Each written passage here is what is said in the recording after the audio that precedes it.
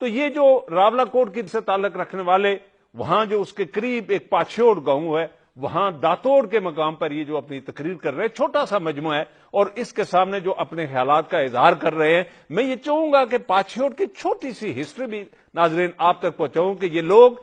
یہ آج نہیں بلکہ یہ وہ لوگ ہیں جو آج اگر آپ کو امریکہ میں، نارتھ امریکہ میں، یورپ میں، مڈل ایسٹ میں، سعودی عربیہ میں، عراق میں اور لیبیا تک یہ لوگ گئے، اور ان لوگوں نے جو جہاد کر کے اپنی نسلوں کو جوان کیا، پڑھایا، تو اس کے لیے تو میں یہ چاہتا ہوں، میری خواہش ہے اگر میرے پاس وسائل ہوں تو میں ایک ایک فرد کی ویڈیو بنا کر آپ لوگوں تک ان کی سکسیس سٹوری پہنچاؤں، لیکن یہ میرے بس میں تو نہیں ہے۔ لیکن میں یہ چاہوں گا کہ اسی علاقے سے تعلق رکھنے والے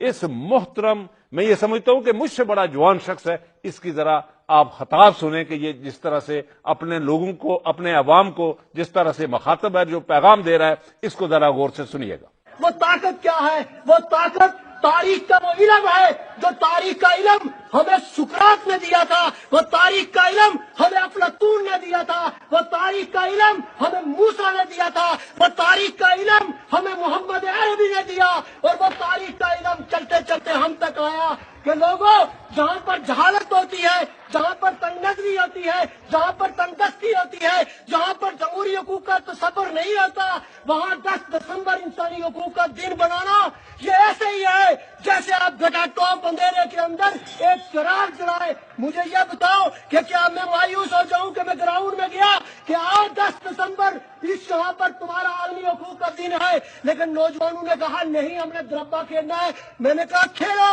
لیکن مجھے پتا ہے کہ میرے پاس ڈیلی جئی نوجوان کبھی آتا ہے کہ میرے پاس انڈوسکوپی کے لیے پیسے نہیں ہے، میرے پاس انجیوگرافی کے لیے پیسے نہیں ہے، میرے پاس روزگار نہیں ہے، میرے پاس کچھ بھی نہیں ہے، ہماری لڑائی لڑو۔ تو ہم انہیں کہتے ہیں کہ کیسے لڑائی لڑو گے جب تمہیں پتہ ہی نہیں تمہارا مرض کیا ہے، اس مرض کا علاج کیا کرو گے؟ مرض تو تمہارا یہ ہے کہ تمہیں انسان ہونے کے ناطے اپنے حق کا پتہ ہو، اپنے ٹیکس کا پتہ ہو، تمہیں پتہ ہو کہ جس ریاست کے اندر تم پیدا ہوئے ہو، اس ریاست کا کام ہے کہ ریاست تمہیں روزی روٹی اور علاج دے۔ جب تمہیں وہ آگاہی نہیں ہے، جب تمہیں وہ ادھر لگا رہے ہیں، تو تمہیں کیسے ملے گا؟ تو میں نے یہ پھر علم طاقتور کرتا ہے۔ سقراط کے پاس اس کے شاگرد جب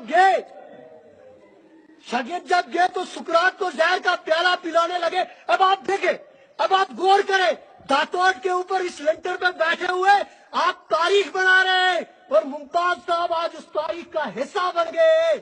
وہ تاریخ کیا ہے کہ 10 دسمبر انسانی حقوق کا عالمی دن، اقوام متحدہ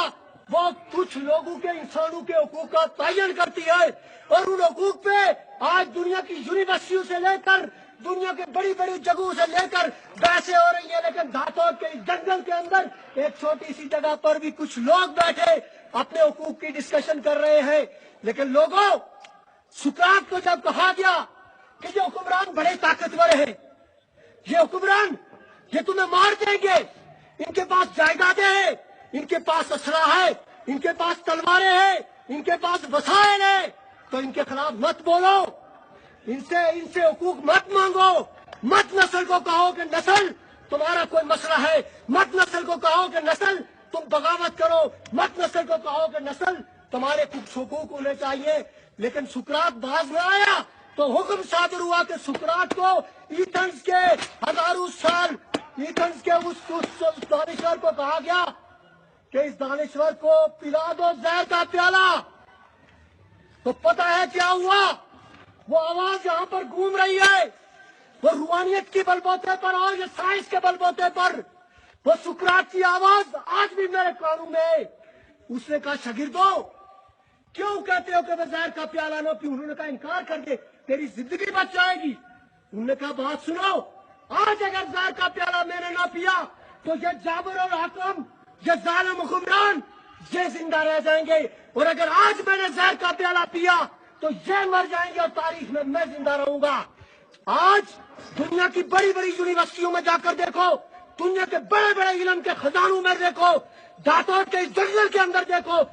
جی ناظرین، یہ آپ نے سنا، اس کی ایک تفصیلاً میں سمجھتا ہوں کہ پورا ہم اس کا ان کا جو خطاب ہے وہ پورا تو آپ کو نہیں سنا سکتے، شیئر کر سکتے، لیکن انہوں نے جو سقراط کے حوالے سے لے کر آج کے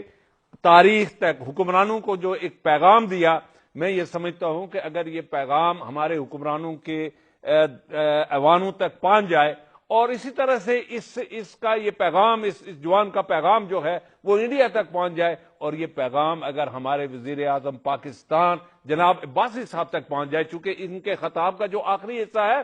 وہ اپنے آزاد کشمیر میں قسم پرسی کے حوالے سے ہے، وہاں انڈسٹری نہ لگنے کی وجہ سے ہے، وہاں کے جو لوگ مڈل ایسٹ میں آج تک کام کر رہے ہیں، اپنا وہ نارتھ امریکہ میں ہیں، امریکہ میں ہیں، مڈل ایسٹ میں ہیں، اپنی جوانیاں تباہ کر چکے ہیں، وہ بڑھاپے میں پہنچ چکے ہیں، لیکن ان کے بچوں کا کوئی پرسان حال نہیں، وہاں کوئی انڈسٹری قائم نہیں ہو سکی، وہاں کوئی امپلائمنٹ کی کوئی گنجائش نہیں نکال سکی سوائے گورنمنٹ ڈپارٹمنٹ کے کہ وہاں ہمیں استاد بھرتی کر لو یا ہمیں چپڑاسی بھرتی کر لو یا کلرک بھرتی کر لو، اس کے علاوہ کوئی کسی حکمران نے وہاں انڈسٹری کے حوالے سے آج تک نہیں سوچا۔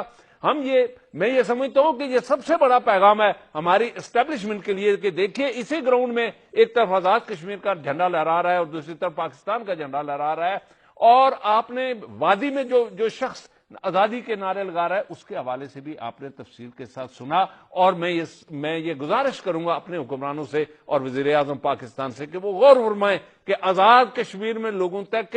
احسان کر کے ان تک فیسلٹیز نہ پہنچائیں، بلکہ یہ سمجھیں کہ یہ ہمارے شہری ہیں، ان تک ہم جو فیسلٹیز پہنچا رہے ہیں وہ ہم پر